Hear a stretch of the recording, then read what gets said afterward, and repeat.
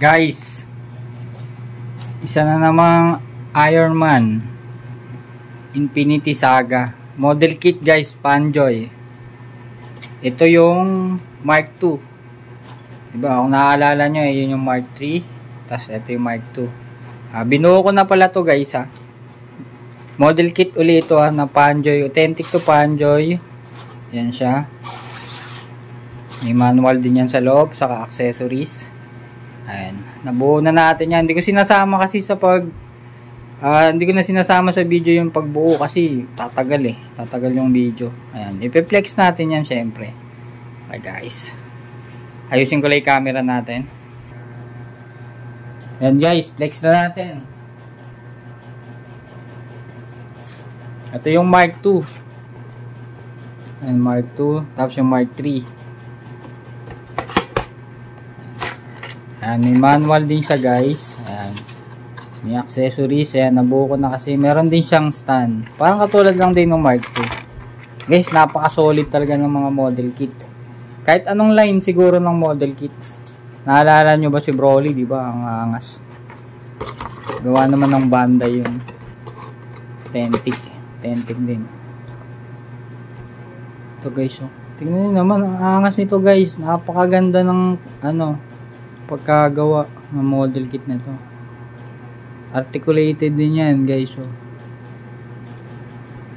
Pati oh, diba? Ang ganda nito sa glass cap guys.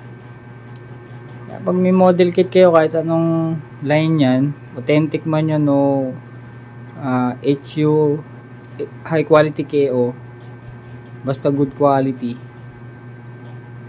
ayan, ibuuin nyo na guys. Napakaganda nyan.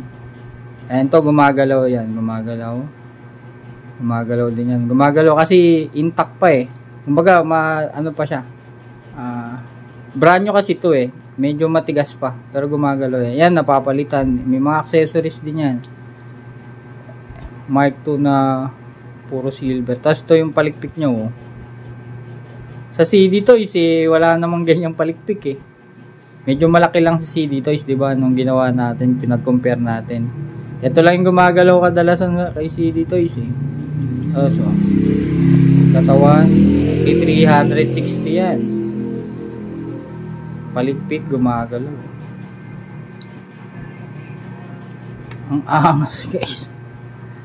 Ang ganda Articulated din siya.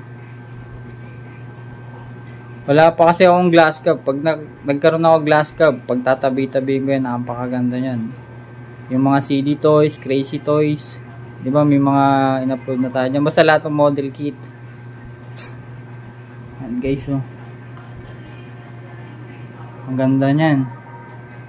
Ayan, lapit pa natin yung camera. Tingnan nyo naman guys. Ay, yung box nya, tingnan nyo, ang ganda rainbow. Yan guys, Panjoy na natin Iron Man. Ganda guys, napakaganda. Medyo magaan nga lang normal lang sa mga model kit, magaan kasi binubuo lang naman yan. Compare sa CD Toys, CD Toys mabigat, tapos medyo mataas siya. Medyo ganun kataas. Marami din tayong CD Toys pero mas, kung quality lang, mas quality itong yung mga model kit Ayan, nabuo na natin yung Mark II, Mark III. Antayin nyo yung Mark I, 4, 5, 6. Okay guys, maraming salamat.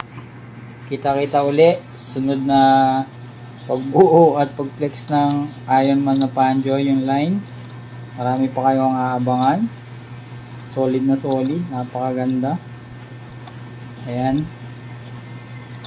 Kaya kung di nyo pa nabubuo yung mga model kit nyo, buuin nyo na guys. Guys, maraming salamat. Ganda.